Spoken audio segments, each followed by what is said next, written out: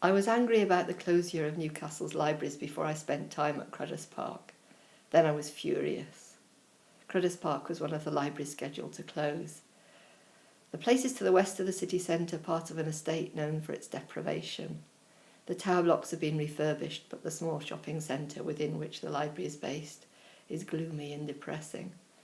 The only entrance is through the Mall, which closes at 5:30, so evening events aren't possible. When I arrived, a glazier is replacing a window that was shattered by vandals the night before. From outside, first impressions aren't wonderful. But step inside and you're in a different world. This is a place of civilization and courtesy, where customer service isn't a glib phrase dreamt up by marketeers.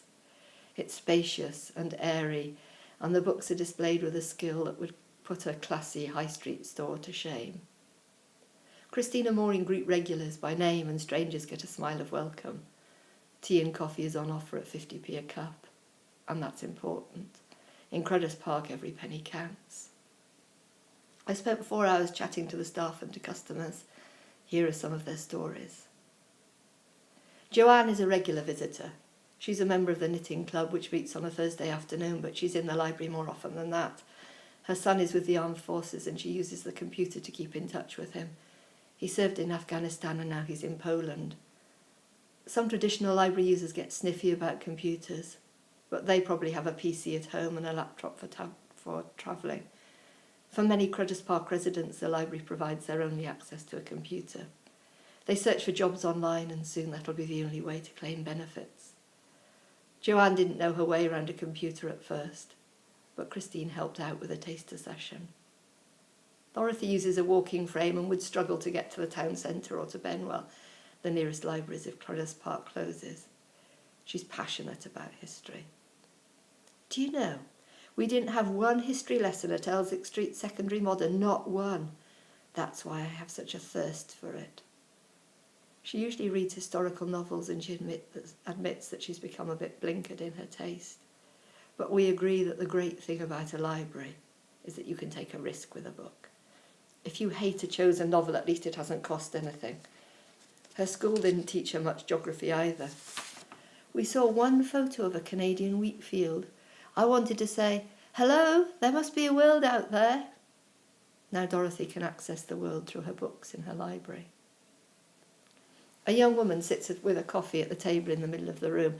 This is Yvonne, a manager with the Comfrey Project, a charity that works with asylum seekers and refugees. The organisation is based in Cruddas Park, and she's taken time away from spreadsheets to catch her breath for a moment. Her partner was made redundant 2 years ago and has only just got a job as a lab technician. She says that without this library he probably wouldn't be in work now. There's a direct computer link to the job centre in town, and so he had immediate access to vacancies. Previously he only got word of posts after the closing date. She loves her work, but it's temporary and dependent on funding. There's a palpable relief that one of them has permanent employment. She's a reader too and a regular borrower. Steve comes into the library every day. He uses the reference books and browses the papers. He's an ex-nurse who had to leave work because of health problems, and shows me what he's reading at the moment. This is a work of fiction, Lolita in Tehran by Azar Nafisi. It's about a women's reading group in Iran and how individuals grow in confidence and understanding by reading Western classics. This seems remarkably, even spookily, appropriate. Fred has been using the library since it opened in the 60s. He has a severe visual impairment and is helped into the building by a friend. Christine knows how he likes his coffee and puts it where he can easily reach it. "This is my lifeline," he says. "I'm blind, so TV is no good to me." He's listened to all the audiobooks on the shelves, so the staff order more from other branches. He doesn't like women writers, but he says that he'll give my books a go. These are only a few individual stories, and Christine fills me in on some of the other activities. Counsellors hold their surgeries here. 2 local primary schools do regular visits. One comes in at Christmas to sing carols. If Cruddas Park closes, they'll all lose contact with the library. It would be too far to walk into town, and the schools couldn't afford a coach. Children's Social Services have an office in the shopping centre, and on occasions they've used the library for supervised access. It's a colourful and pleasant place for estranged parents to spend time with their kids. We shouldn't be planning to close Cruddas Park, but to develop it. In communities like this, libraries provide people's only access to the arts. So let's use these safe, welcoming spaces to introduce people to poetry, music and drama as well as to books. The library's already inspired a collection of photographic portraits, and there's talk of a new music project. My dream Cruddas Park would host a homework club for kids with chaotic domestic lives, a community choir and a teenage writers group.